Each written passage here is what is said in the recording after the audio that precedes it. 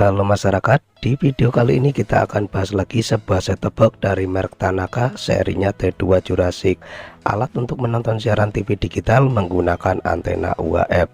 Saat video ini dibuat, harga set-top boxnya saya mendapatkan di kisaran 140 ribuan beli di online shop.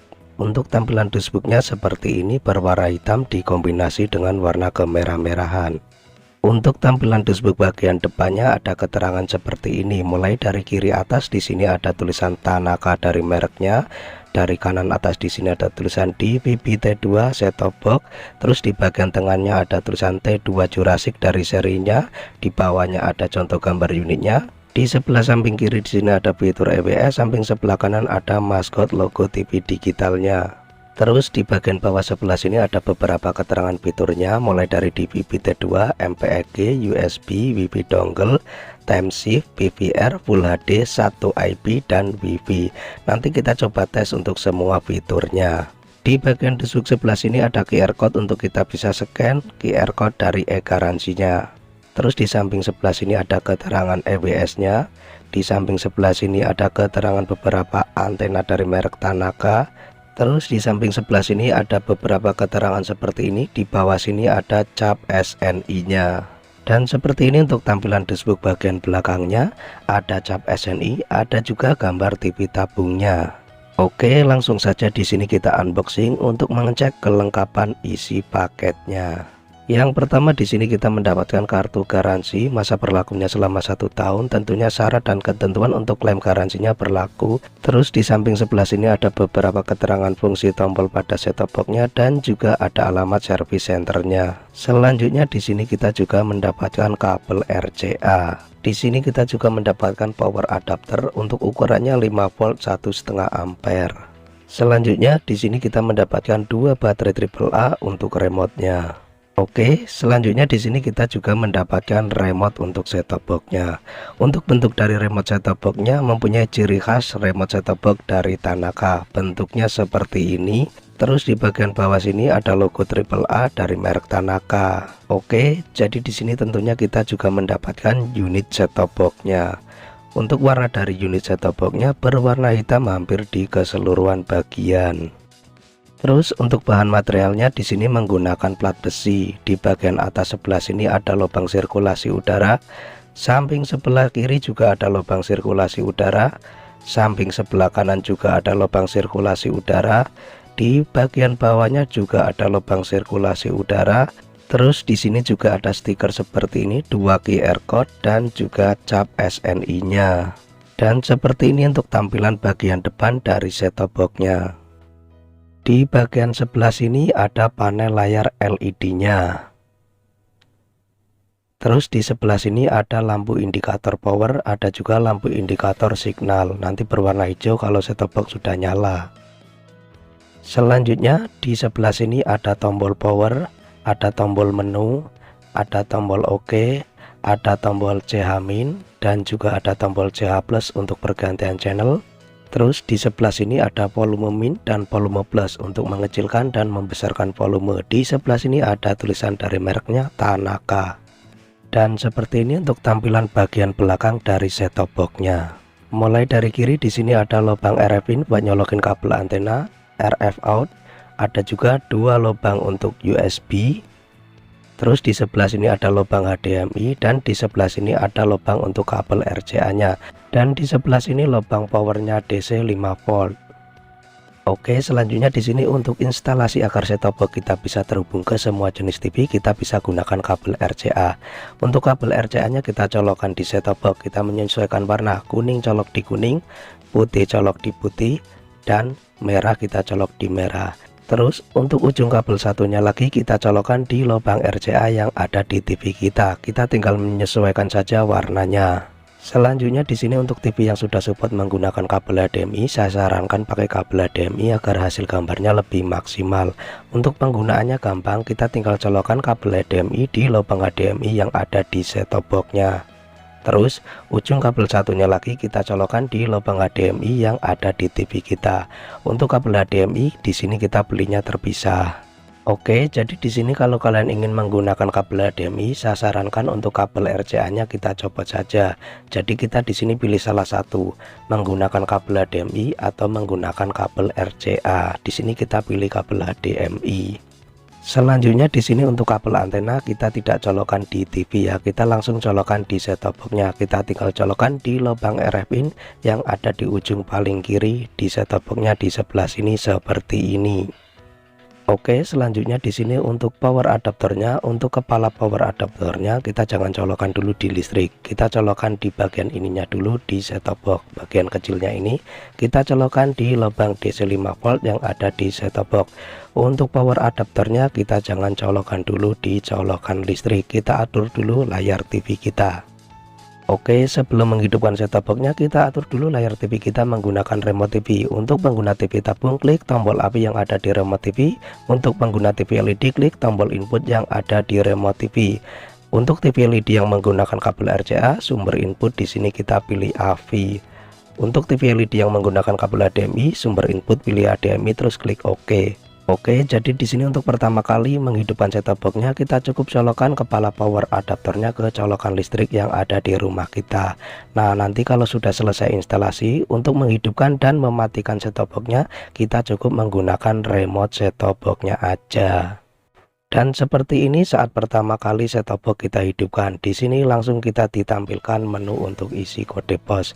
Mulai dari sini kita sudah menggunakan remote set-top box untuk instalasinya ya. Oke, di sini untuk kode pos kita masukkan saja kode pos di mana tempat kita tinggal masing-masing. Untuk lokasi saya Jakarta Barat 11270. Jika kalian salah mengetikkan kode pos, klik tombol arah kiri untuk menghapusnya. Jika kode pos yang kita masukkan sudah benar, terus kemudian klik tombol OK. Muncul notif seperti ini, geser ke kanan, kita pilih iya, terus kita klik OK di remote set-top box-nya.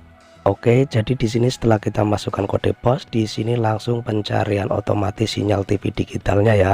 Sekedar tambahan informasi, untuk antena yang saya gunakan yaitu antena outdoor atau antena luar Intrazeus. Untuk lokasi Jakarta Barat di tempat tinggal saya biasanya mendapatkan kurang lebih 45 channel TV digital, dan di setiap daerahnya itu untuk jumlah channel TV digitalnya itu berbeda. Terus buat teman-teman yang minat untuk antena yang seperti saya gunakan, bisa cek link yang ada di deskripsi. Oke, jadi di sini kita mendapatkan 45 channel TV digital. Jika muncul notif seperti ini kita biarkan dan kita tunggu sebentar. Yang pertama di sini ada SCTV, selanjutnya ada RCTI, selanjutnya ada Trans 7, dan selanjutnya di sini ada TVRI Nasional. Oke, jadi di sini untuk mengecek kekuatan dan kualitas setiap channel TV digitalnya, klik tombol info yang ada di remote set-top box-nya sebanyak 2 kali. Nanti di layar TV kita akan muncul notifikasi info seperti ini. Selanjutnya di sini kita akan tes untuk perpindahan setiap channel TV digitalnya menggunakan tombol arah atas atau tombol arah bawah yang ada di remote set-top box-nya. Di sini kita bisa lihat untuk pengetesan perpindahan setiap channel TV digitalnya, videonya tidak diedit, dipercepat ataupun diperlambat. Menurut saya pribadi untuk kecepatan perpindahan dari setiap channel TV digitalnya antara 2-3 detik, itu hampir rata-rata. Dan untuk perpindahan channel TV digital 2-3 detik itu masih tergolong normal atau sedang, tidak terlalu cepat, tidak juga terlalu lemot. Oke, dan seperti ini untuk tampilan menu dari set-top box-nya. Untuk membuka menu yang ada di set-top box-nya, kita bisa klik tombol menu yang ada di remote set-top box-nya. Untuk berpindah menu, kita bisa klik tombol arah yang ada di remote set-top box-nya. Untuk memilih menu, kita bisa klik tombol OK, dan untuk keluar kita bisa klik tombol exit yang ada di remote set-top box-nya. Oke, jadi nanti di sini kita akan tes untuk semua menunya. Kita mulai dulu dari menu program. Di bagian menu program yang pertama di sini ada ubah siaran. Di bagian ubah siaran di sini kita bisa mengatur urutan channel TV digital dan yang lainnya. Untuk mengaturnya gampang, kita tinggal lihat saja menu yang ada di sebelah sini dan di sebelah sini. Kita tinggal sesuaikan dengan tombol-tombol yang ada di remote set-top box-nya.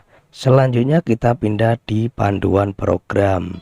Di bagian panduan program atau fitur EPG, di sini tempat kita untuk melihat list daftar acara di setiap channel TV digitalnya. Jika channel TV digital tersebut memberikan list daftar acaranya. Jika tidak ada, maka di sebelahnya nanti akan kosong seperti ini. Selanjutnya kita pindah di bagian urutkan. Di bagian urutkan di sini kita juga bisa atur geser ke arah kanan ataupun arah kiri. Untuk di bagian urutkan, biasanya di sini saya memilih layanan ID. Terus selanjutnya untuk LCN di sini kita juga bisa atur off atau on. Untuk di bagian LCN saya sarankan pilih off saja. Terus di bagian ACU di sini juga kita bisa atur pilih off atau on. Untuk di bagian ACU saya sarankan di sini pilih off saja.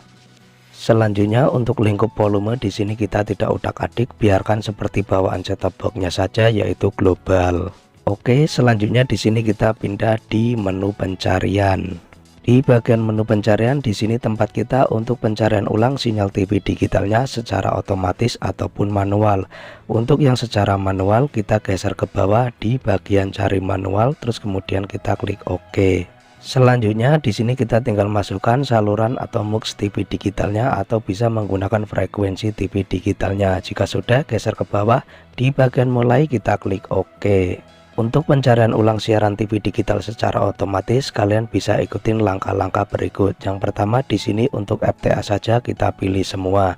Selanjutnya untuk cari otomatis dan cari manual kita lewati dulu. Selanjutnya untuk negara di sini kita pilih Indonesia. Untuk daya antena bisa pilih off atau on. Untuk antena yang mendukung pilih on, yang tidak mendukung pilih off. Di sini untuk daya antena saya pilih off. Selanjutnya untuk kode pos di sini kita masukkan kode pos di mana tempat kita tinggal masing-masing. Jika sudah, terus kemudian kita geser ke atas di bagian cari otomatis kita klik OK. Jika muncul notif seperti ini kita pilih OK dan kita klik OK di remote set-top box-nya. Karena di sini kita tidak akan scan ulang, jadi kita klik tombol exit yang ada di remote set-top box-nya. Oke, selanjutnya di sini kita pindah di menu sistem. Di bagian menu sistem yang pertama di sini ada pilihan. Untuk di bagian pilihan biasanya di sini saya tidak utak-atik lagi, saya biarkan seperti bawaan set-top box-nya aja. Selanjutnya di sini ada gambar. Di bagian gambar yang pertama di sini ada rasio aspek. Di bagian rasio aspek di sini kita bisa atur aspek rasionya. Kalian bisa pilih-pilih menyesuaikan dengan layar TV. Kalau bingung kita pilih otomatis saja. Selanjutnya untuk resolusi di sini kita juga bisa atur. Untuk pengguna kabel RCA saya sarankan jangan lebih dari 720p. Untuk pengguna kabel HDMI bebas pilih sampai 1080i atau 1080p. Selanjutnya di sini untuk format TV juga kita bisa atur. Jika layar TV kita menjadi hitam putih, kita tinggal pilih saja ya menggunakan PAL atau NTSC. Tapi biasanya untuk warna yang aman di semua jenis TV, format TV-nya itu kita menggunakan PAL. Nah, itu biasanya aman untuk semua jenis layar TV. Selanjutnya di sini ada pengaturan OSD. Di pengaturan OSD di sini kita bisa atur kecerahan layar TV kita dan juga transparansi layar TV kita menggunakan pengaturan yang ada di set-top box. Contohnya seperti ini. Kita balikan saja seperti semula di 0%. Selanjutnya di sini ada pengaturan panel. Di bagian pengaturan panel yang pertama di sini ada kecerahan LED. Di sini untuk mengatur kecerahan LED yang ada di set-top box-nya. Contohnya di sini adalah penuh yang paling terang, terus rendah yang paling redup, dan selanjutnya di sini ada tengah ataupun sedang. Kita pilih penuh saja ya biar cukup terang untuk layar LED set-top box-nya. Selanjutnya untuk display LED di sini kita juga bisa atur. Di sini kita bisa pilih waktu atau CH0. Di sini kita pilih waktu aja ya. Nanti saat set-top box kita matikan, layar LED-nya berubah menjadi jam digital. Selanjutnya untuk waktu pertunjukan siaga kita biarkan on seperti ini aja. Oke, selanjutnya di menu sistem di sini ada waktu. Di bagian waktu di sini biasanya kita tidak utak-atik lagi, kita biarkan seperti bawaan set-top box-nya. Selanjutnya di sini ada bimbingan orang tua. Selanjutnya ada kontrol kunci. Selanjutnya ada reset pabrik. Untuk reset pabrik, saat kita ingin reset pabrik set-top box-nya, di sini kita masukkan kata sandinya. Untuk kata sandinya 0 sebanyak 6 kali hingga kotak ini penuh ya. Ada 6 kotak. Oke, selanjutnya di sini ada UI style. Di bagian UI style di sini kita juga bisa atur. Yang pertama ada metro.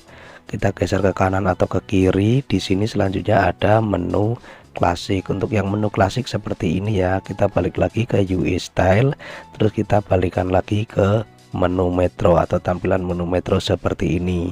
Selanjutnya di menu sistem, di sini ada pengaturan DVB-to-IP.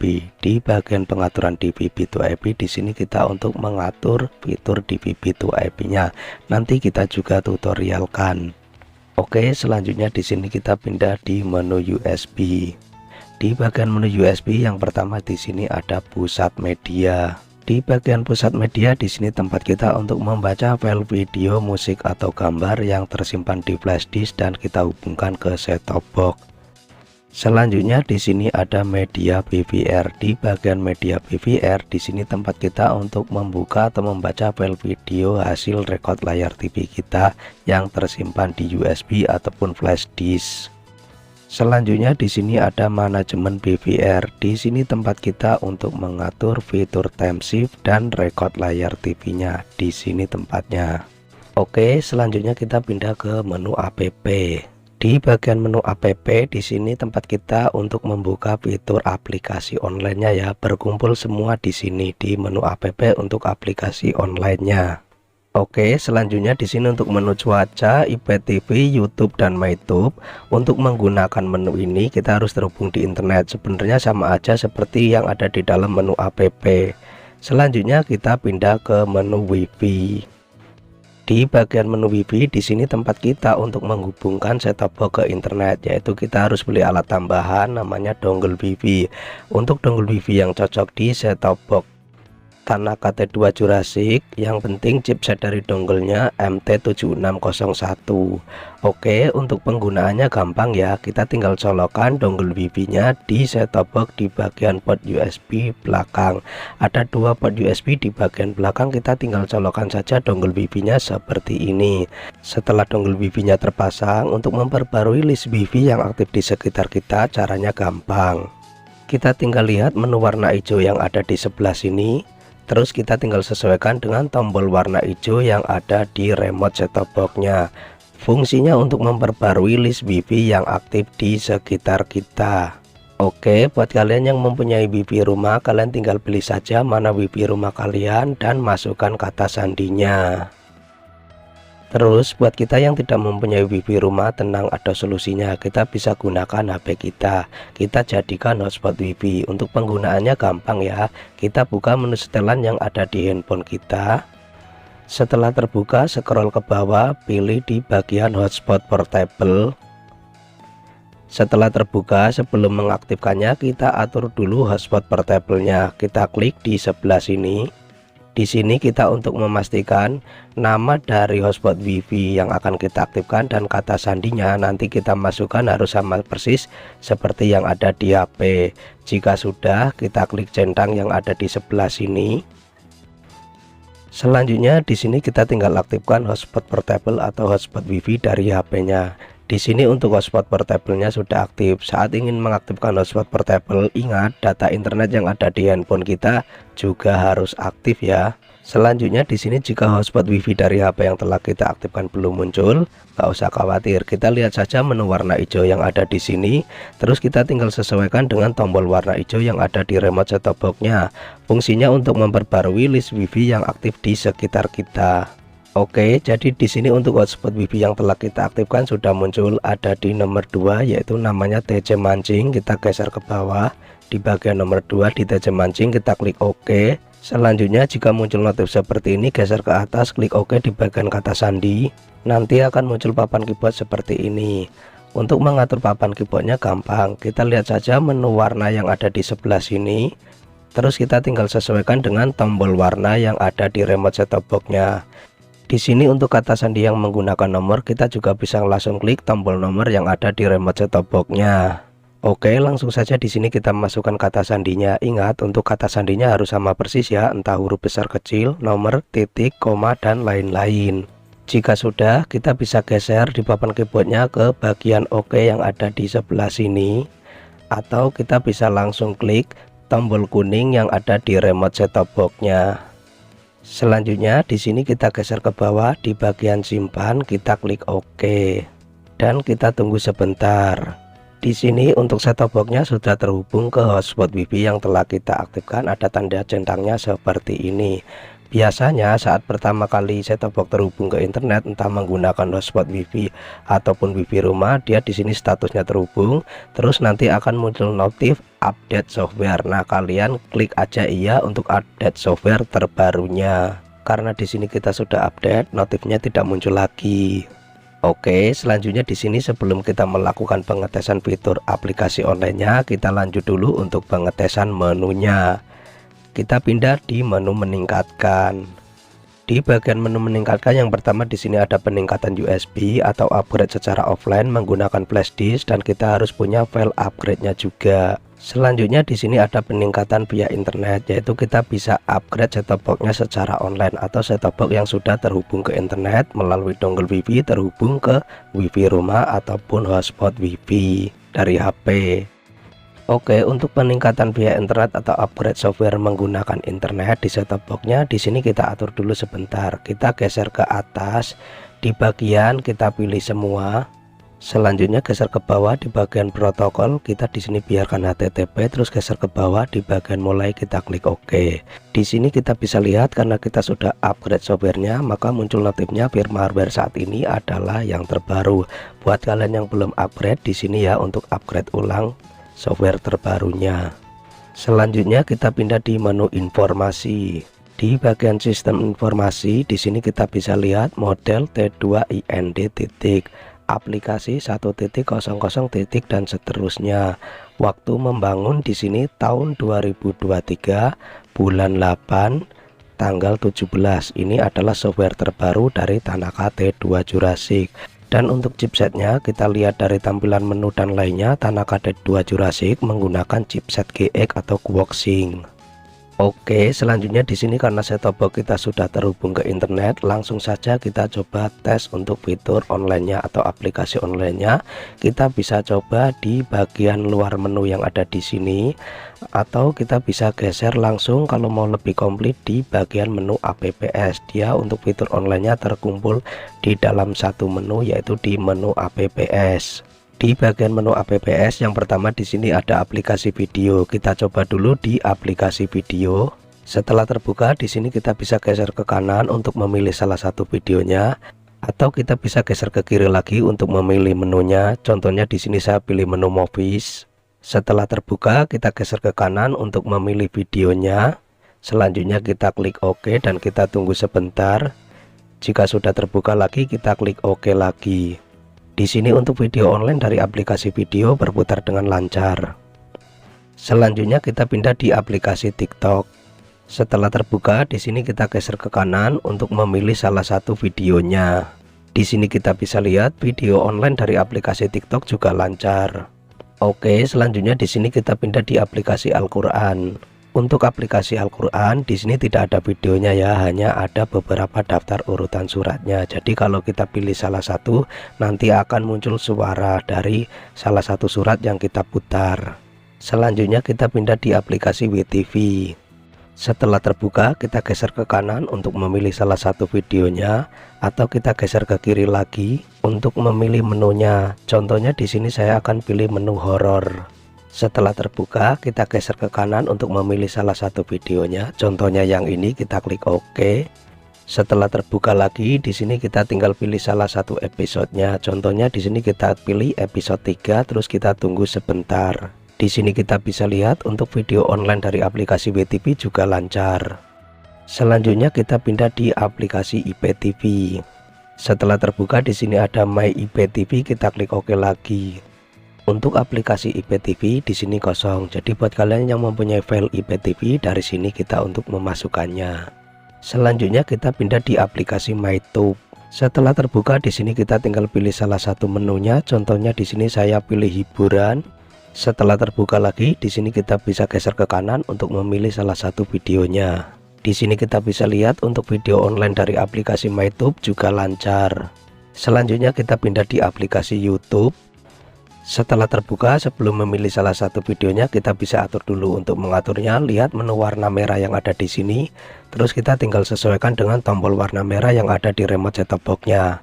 Di sini untuk pengaturan YouTube-nya ada 3. Yang pertama wilayah, Untuk di bagian wilayah di sini kita juga bisa atur. Untuk di wilayah di sini kalian sesuaikan saja dengan keinginan, atau kalau mau gampang pilih saja otomatis. Selanjutnya untuk resolusi di sini juga kita bisa atur. Untuk di bagian resolusi di sini jika kecepatan internet kita kencang kita bisa pilih 1080 atau 720. Jika kurang kencang pilih 480 atau 360. Di sini kita pilih 360. Selanjutnya di sini untuk mode putar juga kita bisa atur, pilih only once atau urutan. Di sini kita pilih urutan. Oke, jika kita sudah selesai pengaturan YouTube-nya, langsung saja kita tes untuk putar videonya. Geser ke kanan dan pilih salah satu videonya. Di sini kita bisa lihat untuk video online dari aplikasi YouTube lancar. Oke, selanjutnya di sini kita akan tes untuk pencarian judul video ataupun nama channel YouTube. Langsung saja geser ke kiri, terus geser ke atas di bagian search kita klik OK.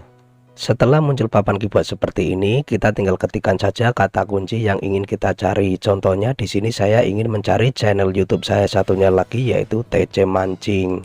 Jika sudah, terus kita klik tombol kuning yang ada di remote set-top box-nya.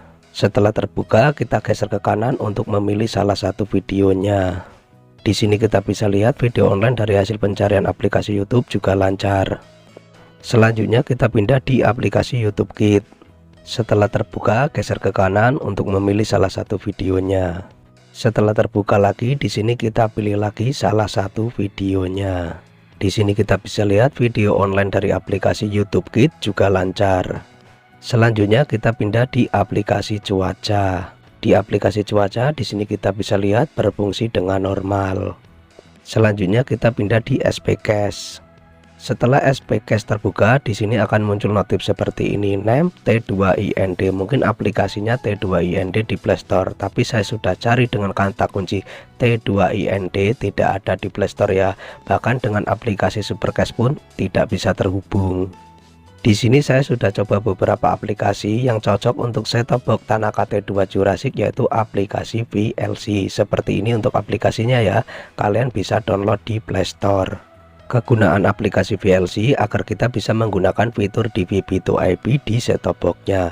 Sebelum kita membuka aplikasinya, kita atur dulu DVB-to-IP di set-top box-nya. Kita kembali ke menu utama, setelah itu kita pilih menu sistem.